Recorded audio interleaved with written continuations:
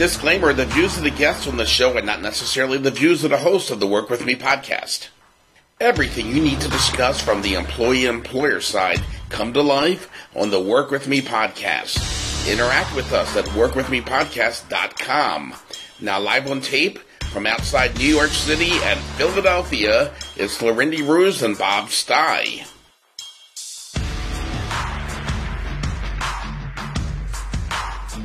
Now I swear, it looks like a litter box in the studio right now because I've got about 20 sheets in front of me. There is so much to get to today. Wow. This is a monster that gets bigger and bigger every week, and we owe it all to you, the listener, so thank you.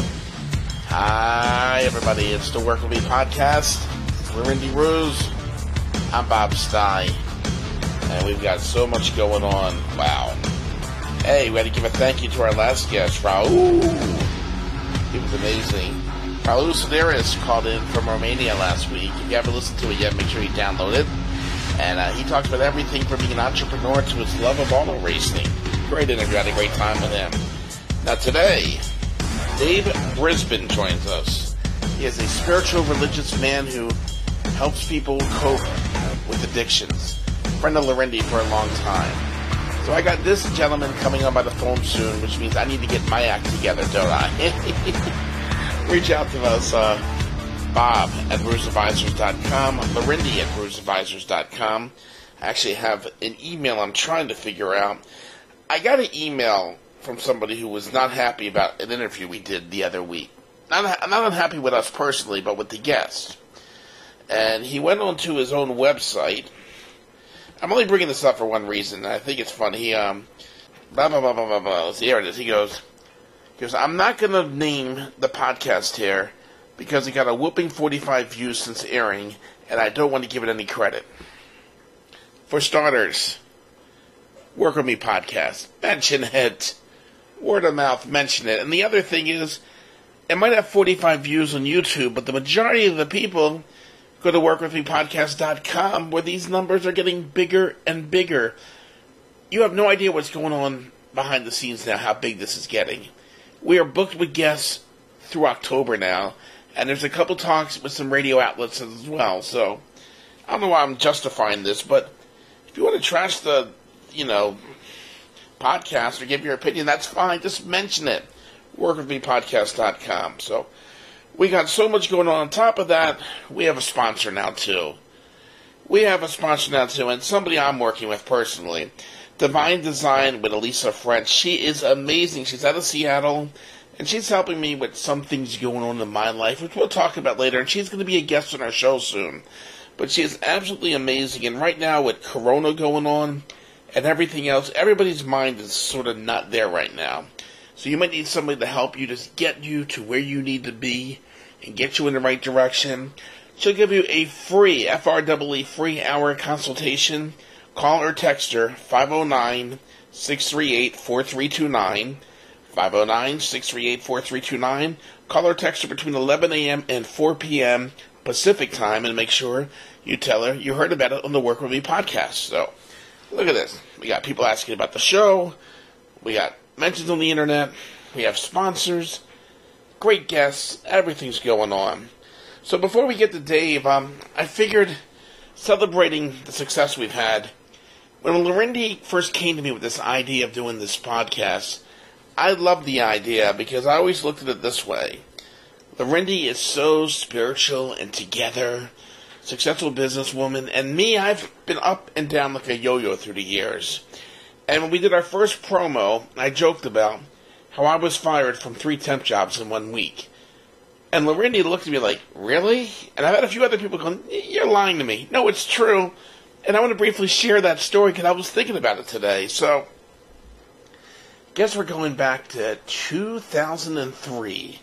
Now, I'm at a weird phase in my life then because I'm engaged to my now wife, Melissa, and we're saving for our wedding, which is going to be in a few months. And I got laid off from a job, which we're going to talk about another time, in 2001. And I kind of floated around a little bit.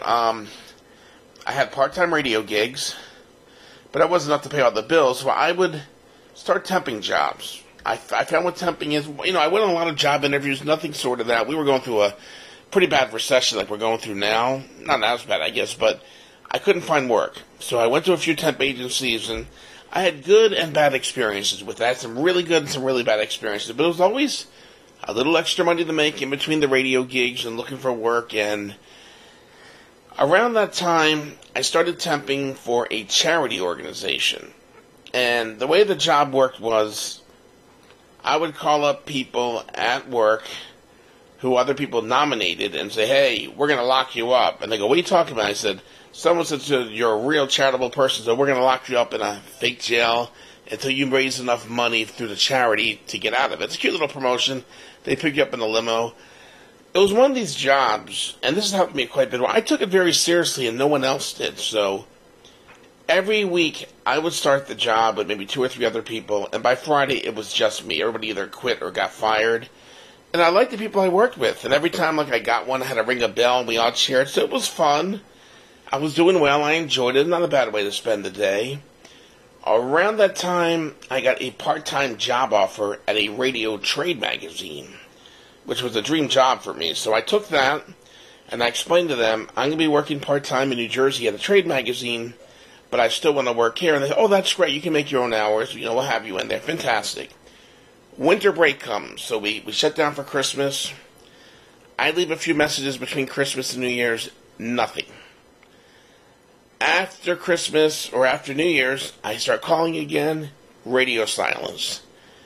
So I call the temp agency. I'm like, do you know what's going on? Like, they love me there. They take me out to lunch. They tell me how great I am. And I think they're back to work now. So I kept calling Distilly like, hey, it's Bob. I'm ready to go back to work. So one Monday, I get a call back, hey, we no longer need your services. And what they told the temp agency was they weren't happy with my work, which was a surprise to me. So I'm out of a temp job at that point where my agency calls and says, we've got a good job for you. Can you work at night? And I'm thinking, that's perfect. I'll work in New Jersey during the day, work there at night. Perfect. The temp job I had was goofy.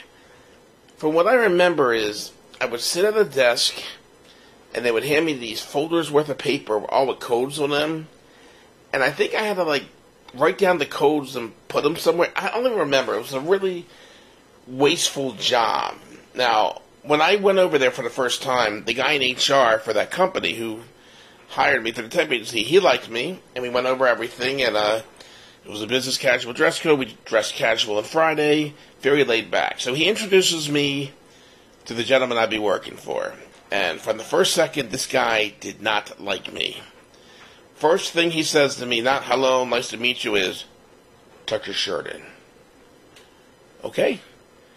So I get trained on what to do with maybe 10 or 15 other people. And by coincidence, somebody who left the temp agency with the charity group was there as well, and he was bad mouthing those people, so I guess he got let go. So here we are, and I'm doing this meaningless, tedious, boring job.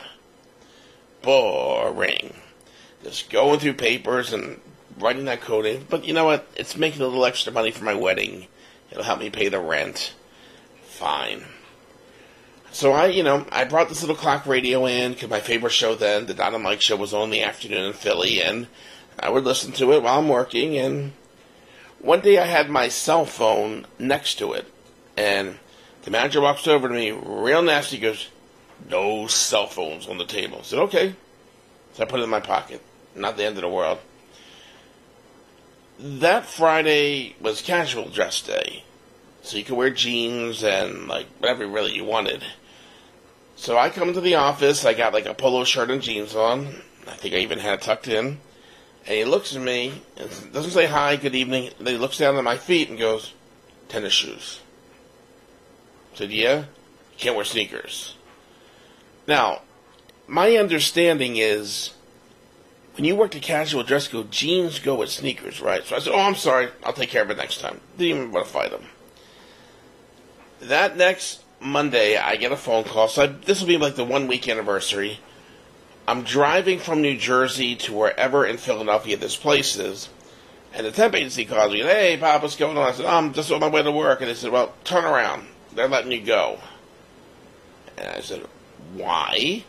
They said, well, they said you were on your cell phone and you were wearing tennis shoes. And I said, I was not on my cell phone, and it was Casual Friday, and I'm wearing jeans, and I always wear sneakers with jeans. It didn't work out.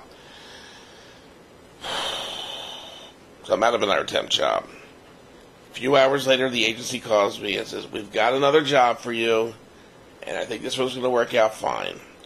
So the next day, so I guess I'm in that week period. I've lost a charity job. I've now lost this weird job. I get hired at a major electronics company who had an office outside Philly. The way the job worked was, I guess these are products people are returning, like radios or alarm clocks or whatever. I'm dating myself, I know.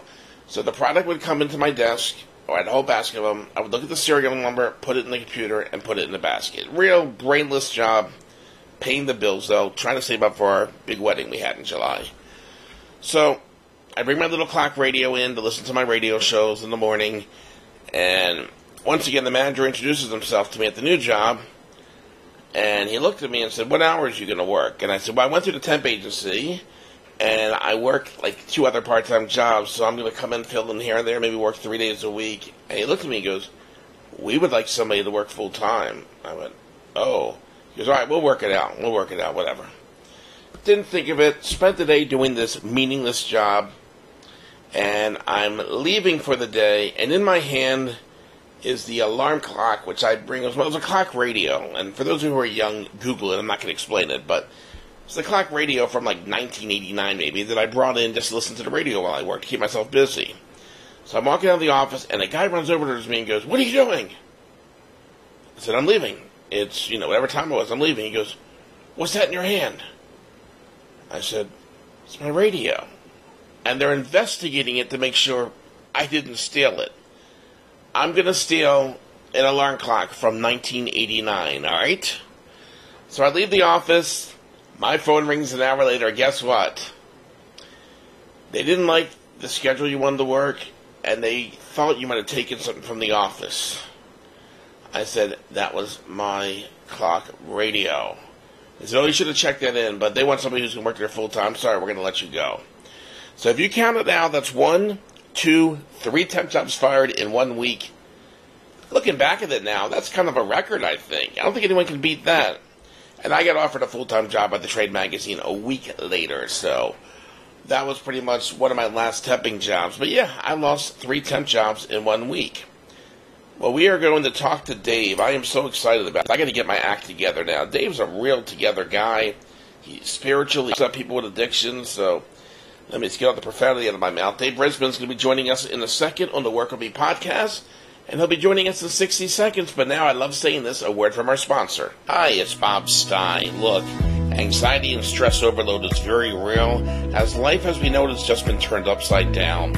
Worldwide pandemic has triggered a stress response that has us feeling like we are falling apart. This roller coaster doesn't seem to stop.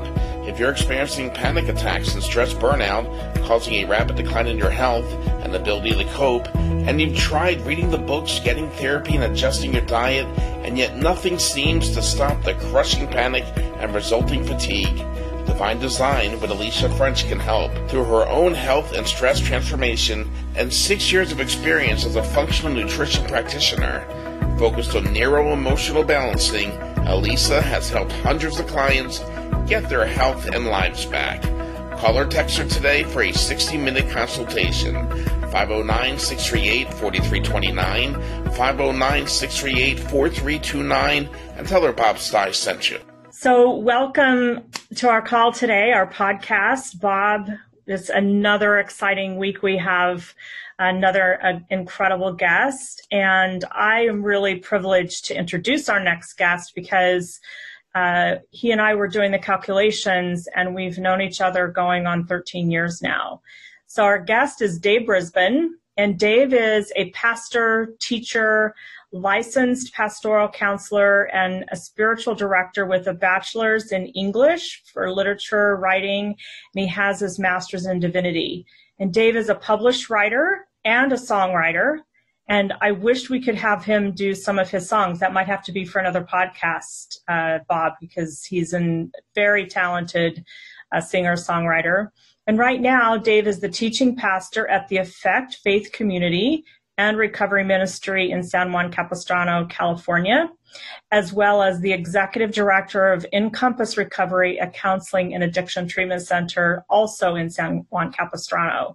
And he was recently staffed at Children's Hospital of Orange County to provide counseling services. He started as a school teacher, and then Dave moved into corporate and marketing communications, rising to the director of communications for a healthcare subsidiary of John Hancock Life. And then he switched gears into a nonprofit work as president of an international humanitarian organization before returning to spiritual roots. Having joined a Catholic monastic order after graduating high school, only to realize his vocation lay elsewhere. He left religious life to pursue music and business before feeling called back into ministerial work.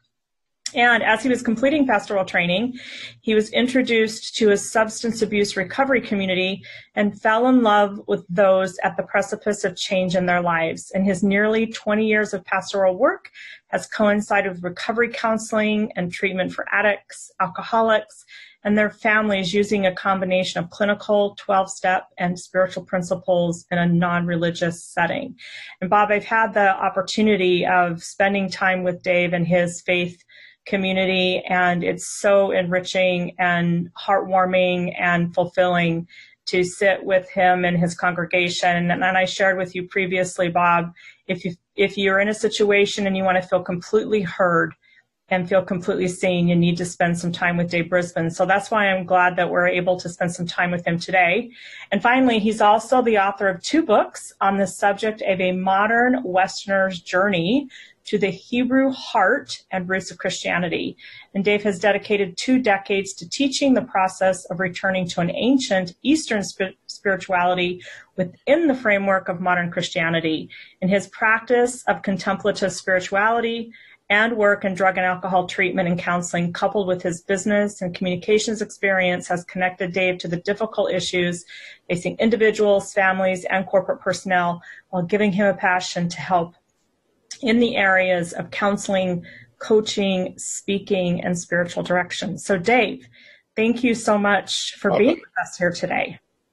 Thank you, Lorendi. That's way too much stuff to read, I think.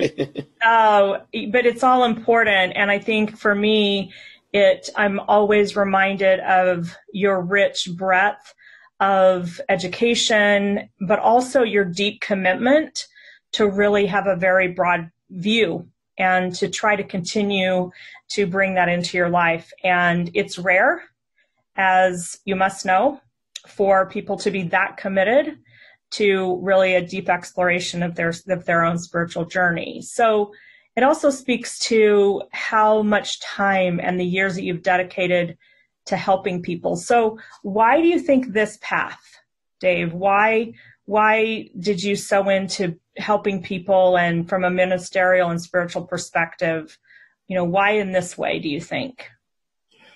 I was thinking about that, and I think it starts all the way back in high school. In high school, I was raised Catholic. I think, as you mentioned, I went to 12 years of Catholic school. But in high school, that was a really difficult time for me. There were 2 monks that, I was taught by monks. There was 2 monks that probably were no more than 5 or 6 years older than I was. They were in their early and mid-20s. They were brand new and teaching. They were full of life, and they just took me on as big brothers. And I remember that so vividly. In fact, one of them, I literally many times would go late at night and throw rocks at his window, and he would come down and sit with me and talk with me. And one time I remember that I was being particularly difficult, depressoid, and fatalistic, and he jumped on me, put me in a half Nelson, and told me he was going to beat the heck out of me if I didn't lighten up. And that was the kind of relationship that we had. It made such an impression on me. That's why I entered that order, because I wanted to be able to give back in that way, especially to guys like me. But I found out real quickly that I had no clue what religious life was all about, and that was not my calling. So after a long hiatus, coming back around in my 30s, back to Christianity, but now in an evangelical setting, I think that was kind of still there, that desire to try to help people through difficult circumstances. And I'd been through a lot in the ensuing 15 years. And so that desire never left me to help in some way, shape, or form. And Dave, you spent time as a corporate consultant as well. And that's something that really resonates with us at Roost Advisors, whether we're talking about our recruiting division, our coaching division, our consulting division, because spirituality is the heart of where we start as well. So when you were working in corporate communications and doing consulting in the healthcare field, and then also in your nonprofit that I know you have such a big heart for, and we were able to work together in that organization for a while. How did you bring, and how do you bring spirituality into a corporate setting? Is it important? How hard was it to do it? A lot of questions there, but maybe you can just give us some insight of your own experience living in that realm and how you do that. In the earlier days, when I was working in marketing and corporate communications, both for the healthcare firm as the employee, but then also later on when I was doing freelancing, there wasn't the opportunity to hit the nail on the head in terms of spirituality in those settings back in the 90s, whenever that was. But bringing those principles into everything that I did and dealing with my clients through those principles, I think made a difference, because many of the clients that I worked with became, several of them became lifelong friends. We're still friends today. And that made a difference both in the way that we work, the quality of our work, the efficiency of our work, but also in the basic relationships that undergirded them. Later on, as I've been working with people in corporations, it's kind of along the lines of what you all are doing at Roost. It's trying to help them establish their own spiritual principles from the inside out, to see how this all integrates, that everything that we do, there's a task within the task. And that task within is really speaking to our basic purpose and a sense of meaning in life. But it also is going to make the external tasks, the things that we're doing within our business setting, that much more integrated, relational, and successful. So yeah, in these later years, I've been able to really hit the nail more on the head. And now working with Children's Hospital, it's been great because I'm working with their staff, and to be able to help them to navigate through whether they're workplace issues or whether they're personal issues, addiction issues, whatever they happen to be, but integrating both the spiritual and the practical at the same time has been a great way to see how this all integrates. That's great, Dave. A lot of CEOs they maybe themselves have a very purpose-driven way of being, and very often we find that the work that they're engaged in, whether it's corporate communications or education, even telecommunications, legal work, we serve a wide variety of clients. The real estate industry, there was something inside of that CEO or that C-suite executive that helped guide their path, but they don't know how to communicate that to their staff members or to help them find that nugget. Any advice to them on how to help their team members find that purpose within them? So it's not being put upon them, but it's their own, kind of acorn that grows into a tree. I think a couple of quotes may help. From Francis of Assisi, he said, to preach the gospel continuously, use words where necessary. So it's all about modeling. And Lao Tzu said that the best leaders are the ones whom the people barely know exists, And so it's kind of a combination of those two things. If these principles are really internalized, if they have become a part of the person's makeup, then there's no way that isn't getting transmitted to the workforce in just the basic corporate culture. And there's a sense of this being a safe place to work where everybody is honored. And then once that culture is established, once the relationship is established, there's going to be an opportunity to actually talk about it in verbal terms, but it has to be lived from the inside out. And I find you to be that way, Dave, that and over the years that I've known you, that you also are a man of few words. And it's one of the things that makes it attractive to spend time with you, is because when you speak, it's kind of like E.F. Hutton. When Dave speaks, you want to listen because you've been thoughtful and hearing what the person is trying to communicate.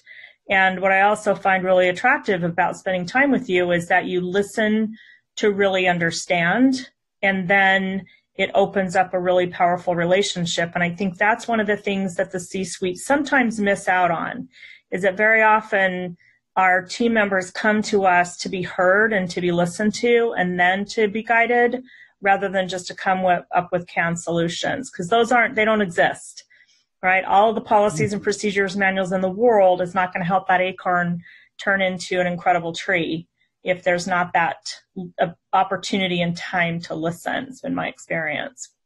What you just said is perfect. That's kind of relationship 101, to really be able to meet a person where they are and hear them. And then, one of my other favorite quotes is, speak only when you can improve the silence.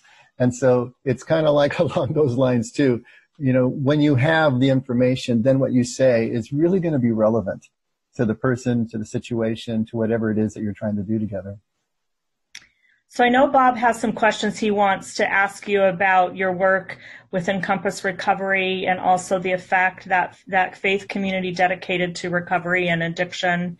So I'll let Bob kind of take over from here for a few moments. All right, Dave, I find it interesting you were talking about the brothers in your school. I was the lone Jewish kid at a Catholic college, and that was the first time I ever found out what that part of the clergy, what a brother was. And I had some great teachers and some great advisors that were brothers, so I totally related to you on that. I have 3 kids. A lot of our listeners have kids as well. Dave, what are the early signs people should look for in addiction? And you're talking about kids specifically, or just family? Or in general. But I mean, what are some early signs that might give a light there, saying that there could be a problem? I think the most important thing to realize is not everybody is not going to follow the same pattern. I mean, you may not even notice that there is more usage of a substance of any kind, or you may not even notice increased intoxication. Because everybody's patterns are going to be different. Now, in more socially acceptable substances, especially like alcohol, you may well notice that there is an increase in intake. And in marijuana, which is becoming more socially acceptable. But a lot of the substances, they're going to be really good at hiding. And so that's not necessarily going to be an indicator for you. But there will be behavior changes. There will be mood changes. You may see, especially in kids, more depressive moods, maybe dropping hobbies and activities and things that they used to love and used to enjoy. You may see that kind of dropping off. There can be increased sickness, maybe days off from work or days off from school, staying more in their room and closing the door, increased secrecy and solitude, so that there's unexplained absences in your connection with them. If it's someone who has their own financial stream, they could be starting to experience financial difficulties. They never seem to have enough money. Appetite changes. Maybe they're eating more. Maybe they're eating less. Change in appearance. Maybe more disheveled, more tired looking. Their personal grooming is not up to what it used to be. Sleep patterns can be interrupted. There can be more insomnia. And if you confront them, you may find that you get a violent reaction to you suggesting or insinuating that they have a problem. All of these can be indicators that something is amiss. Now, you just mentioned about trying to address it. So if you're close friends, if your family is one of these people and you start noticing these patterns, what do you think they should do, Dave? I think the first thing you need to do is really understand deeply that there is nothing you can do to change another person's behavior until they're ready to have that behavior changed. And that's a really difficult lesson to learn. The most painful thing is to watch a loved one going and through these kinds of behavior patterns and spiraling, and realizing that ultimately there's nothing you can do. But as you see some of these indicators, to start talking to them and talking to them in a way that isn't accusatory, that isn't immediately pushing them into a defensive corner, but leading with love and leading with concern.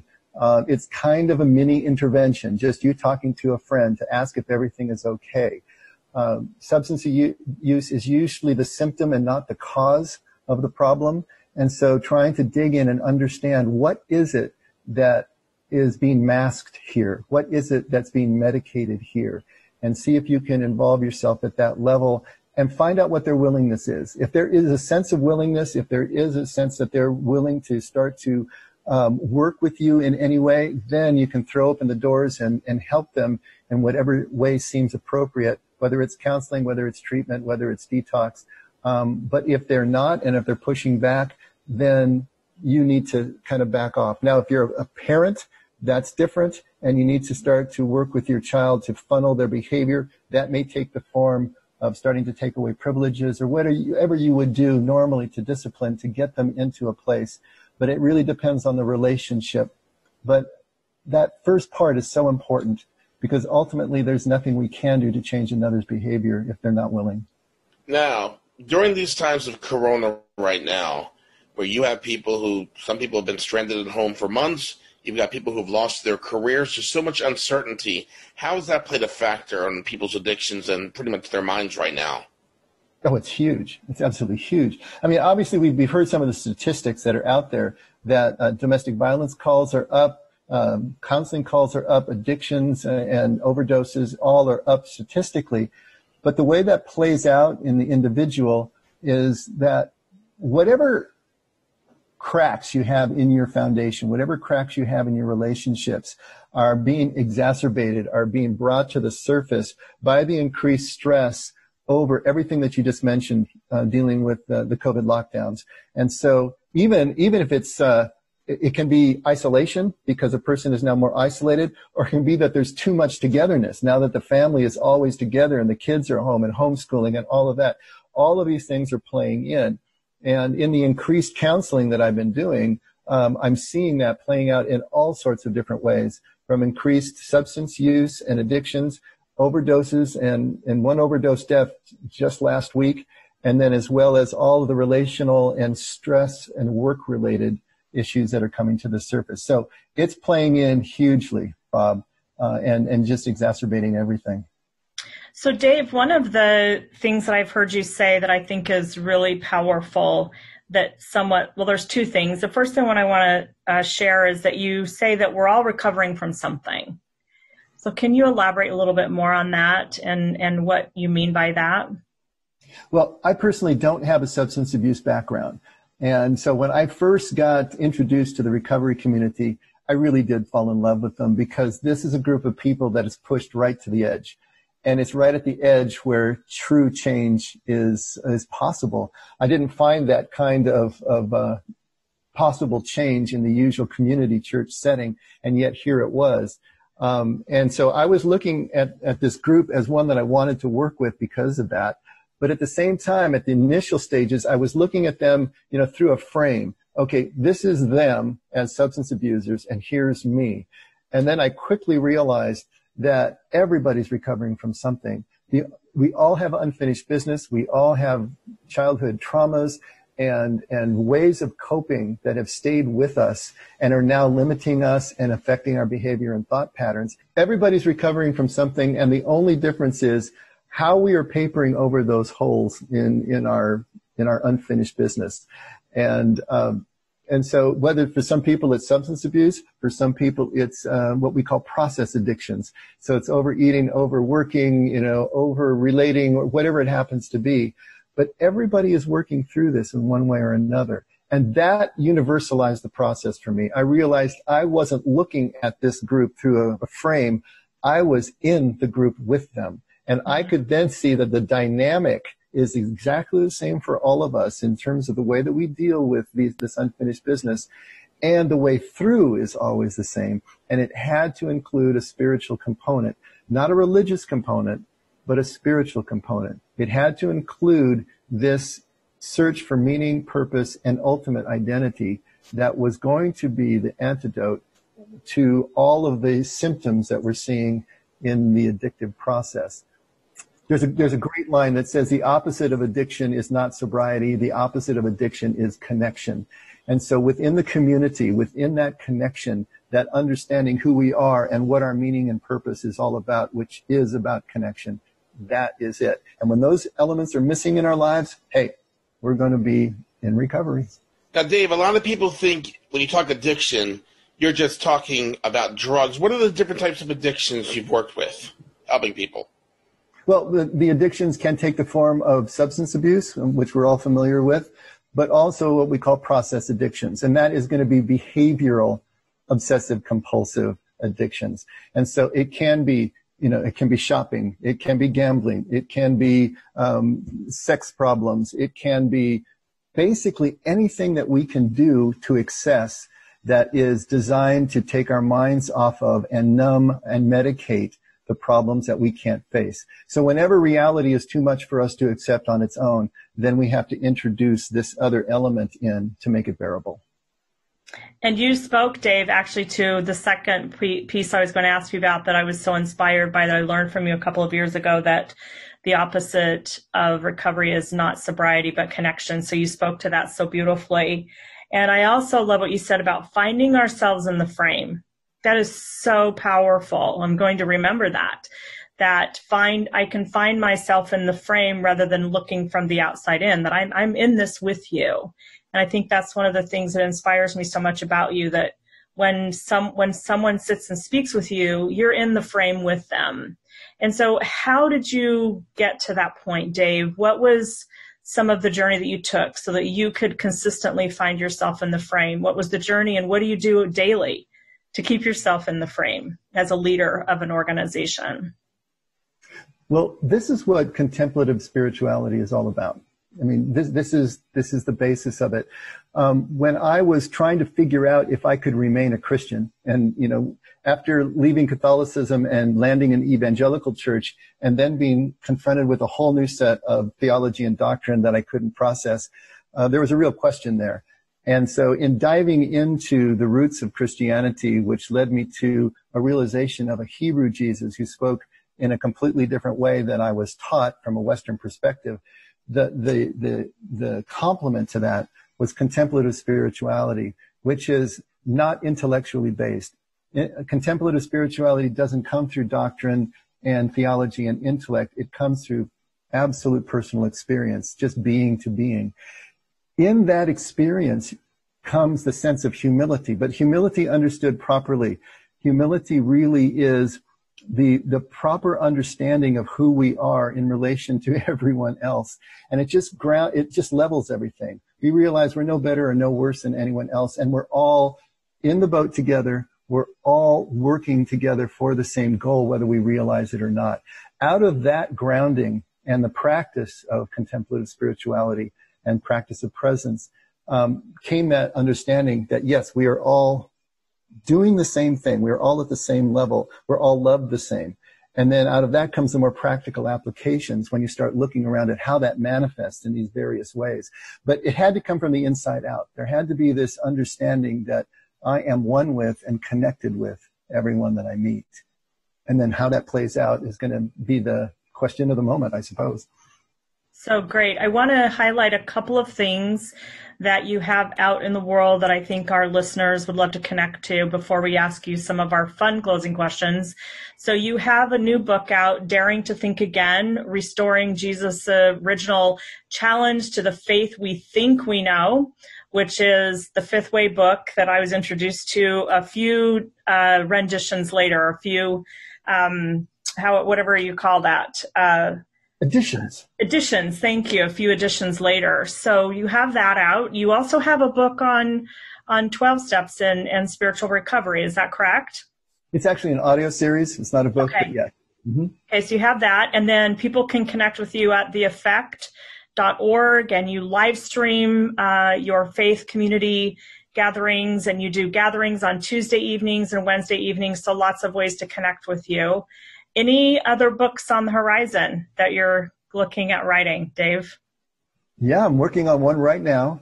And the working title is Blessed Unrest.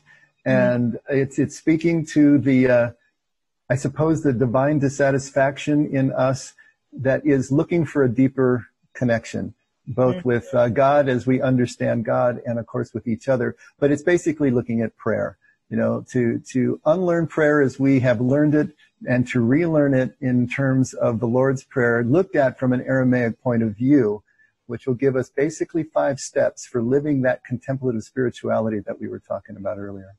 Amazing. So, Dave, you're on a stranded island. and you get to have a few things. And so what would be your favorite food or cuisine that you would hope to have with you there?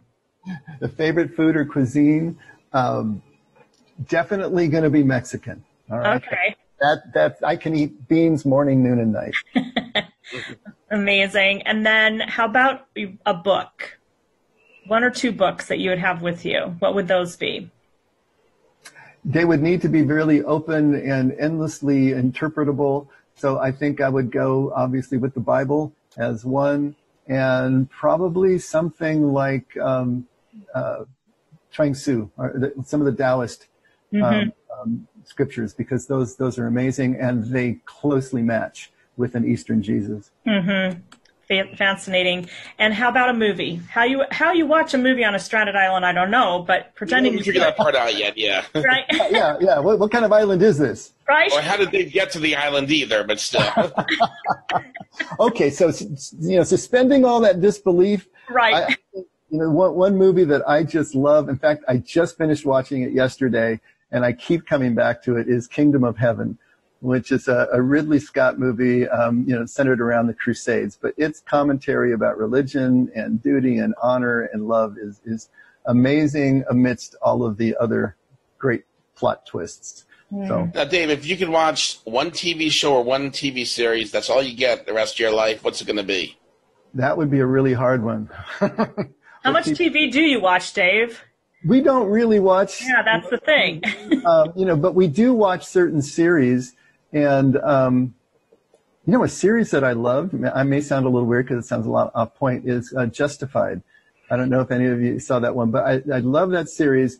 And I think because of the overarching themes that it starts with and comes back to, about 2 people that found themselves in complete enmity and fighting through the whole thing. They come back together again in such a beautiful way at the end. I think I've watched the last episode 5 times just because I love those scenes where that reconciliation comes back into play. And then what about either one album or just one band or singer's music? You get all their music, that's it, rest of your life. Who's it going to be? I'm going to go with Peter Gabriel. Good choice. Peter Gabriel and the world music that he created. Now, would you pick his Genesis stuff as well? Genesis, yeah, that whole genre is of great interest to me. But Peter Gabriel, everything about him, from his voice to the writing to the production, to me it's just ageless. Dave, where can people get in touch with you? If they have any questions, if they want to talk to you, where can they reach you? They can certainly reach me through the website, through davebrisbane.com, through theeffect.org. And I'm reachable there. I'm on Facebook, and of course, my phone number is published, I think, on all of those sites. So it's not too hard to get a hold of me. Absolutely. Dave, we appreciate you being our guest on the Work With Me podcast, and thank you so much. Thanks for having me. It's been so great to see you and talk to you. If you would like to be a guest on this podcast, get more information at workwithmepodcast.com. Original music and score by Mark Ruse. This broadcast has been produced and engineered by Bob Stye. The Work With Me podcast. Copyright 2020, Ruse Advisors.